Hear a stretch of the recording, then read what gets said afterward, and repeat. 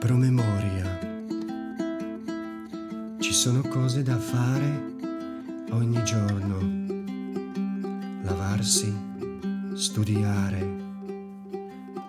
giocare, preparare la tavola a mezzogiorno. Ci sono cose da fare di notte. Chiudere gli occhi, dormire, avere sogni da sognare, orecchie per non sentire.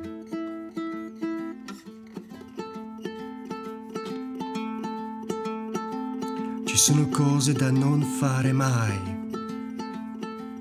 né di giorno né di notte, né per mare né per terra. Per esempio, la guerra.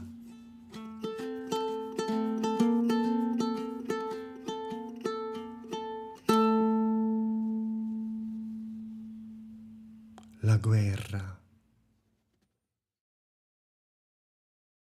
Alla cerimonia di apertura delle Olimpiadi a Cortina pochi giorni fa è stata letta la poesia di Gianni Rodari intitolata Promemoria e francamente mi ha scioccato, mi ha toccato più di tutta la serata.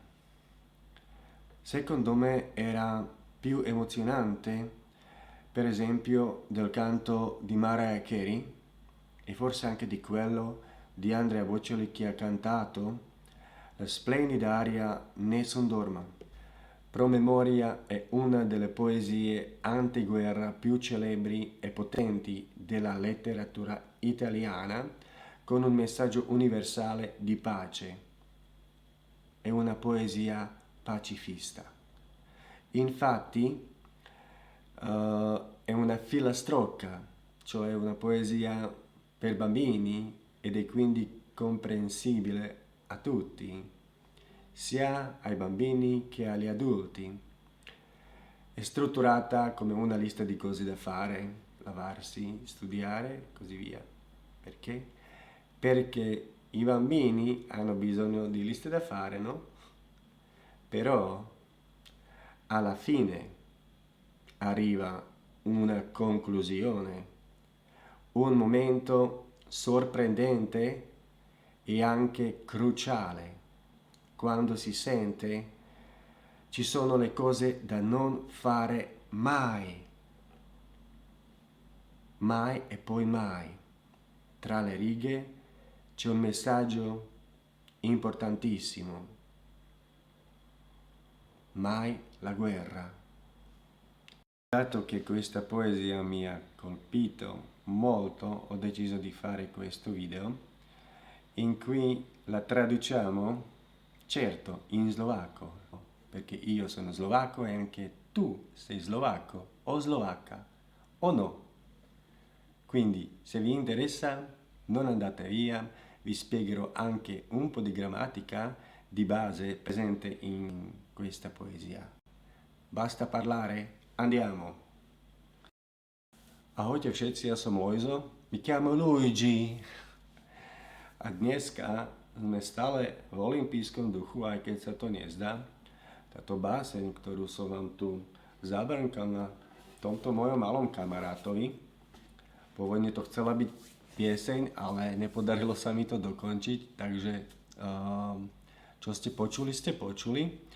Ale hej, ten motív sa mi veľmi páčil, samotná báseň je nádherne jednoduchá, teda zaznela na otváracom ceremoniáli na olympiáde v Cortine, respektíve v Miláne. Takže tiež je celkom zaujímavé, kto ju prednášal, bol to Gali, je to talianský reper, ktorý má ale v skutočnosti tuniské korene. No a báseň je náramne jednoduchá, je nádherná a je jednoduchá a tu chcem vlastne poukázať na to, aká krásna a jednoduchá môže byť taliančina a treba ju viacej počúvať, ako sa ju učiť. Ja vás ju trošku tiež naučím, ale ten základ je teda počúvanie, ale táto básnička je teda na úrovni A1, čo sa týka gramatiky, spomenieme aj gramatiku, ale v prvom rade si ju teda preložíme, takže basta parlare, andiamo. Takže ideme na tú básničku. Samotný názov promemoria. Memorizzare je pamätať si, promemoria je pripomienka. Dokonca by sme to mohli preložiť aj ako memorandum.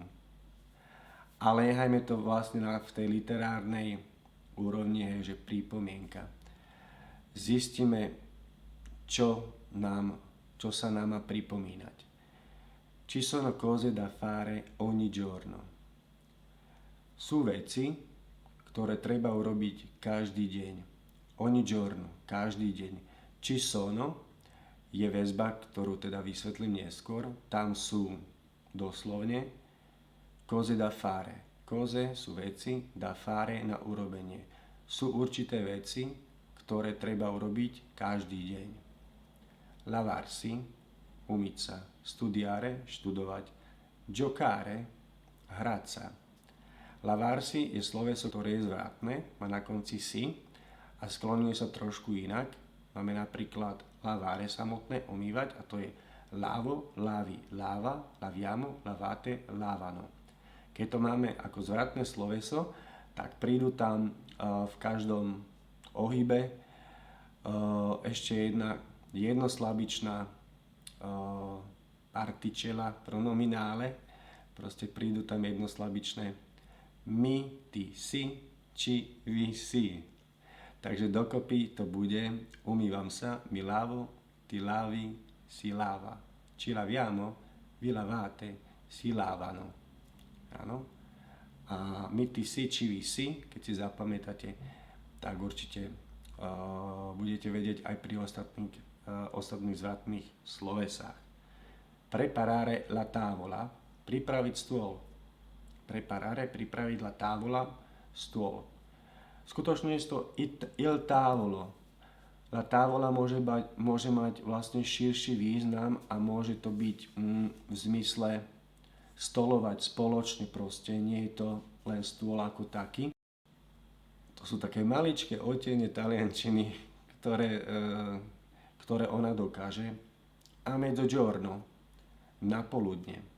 Pripraviť stôl na poludne. Napríklad na obed.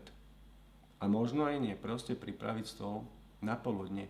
To sú tie jednoduché veci, ktoré treba spraviť každý deň. Hovorí Gianni Rodari. Čo treba spraviť večer? Ci sono cose da fare di notte. Ci sono cose da fare di notte. La notte je noc. Čiže čo treba spraviť? Chiudere gli occhi. Occhio, gli occhi.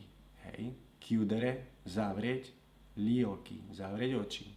Dormire, perché no? Čiže spať, áno? Avere sogni da sognare. Aké krásne. Mať sny na snívanie. Na to predsa sú. Orecchie per non sentire. A uši, le orecchie, jedno ucho je l'orecchio, uši per non sentire, aby nepočuli. Čo by nemali počuť uši? Možno to, čo nám hovoria ostatní. A možno práve to, čo sa dozvieme teda v tej poslednej strofe, alebo časti, že aby sme nepočuli vojnu a všetko s tým súvisiace. Ten význam môže byť širší. Ci sono cose da non fare mai. Mai je veľmi tvrdé slovo v taliančine a znamená nikdy. Preto som aj v úvode povedal mai e poi mai. Nikdy, nikdy. Áno? Či sú veci, ktoré sa nesmú robiť nikdy. Ne di giorno, ne di notte. Ani cez deň, ani v noci. Ne, nie je nie. Není to bratislavské ne. Na to, že som bratislavčan, vám to teda vravím v tom najlepšom slova zmysle, Ne je ani. Je potom ešte aj iné ne, a to znamená zase niečo iné, bez dĺžďa. Čiže ne di giorno, je to proste ani. Hej? Ani ráno, ani večer. Ne per mare, ani na mori. Ne per terra, ani na zemi. Per esempio, napríklad, la guerra. Áno, vojna, la guerra. E basta, finito.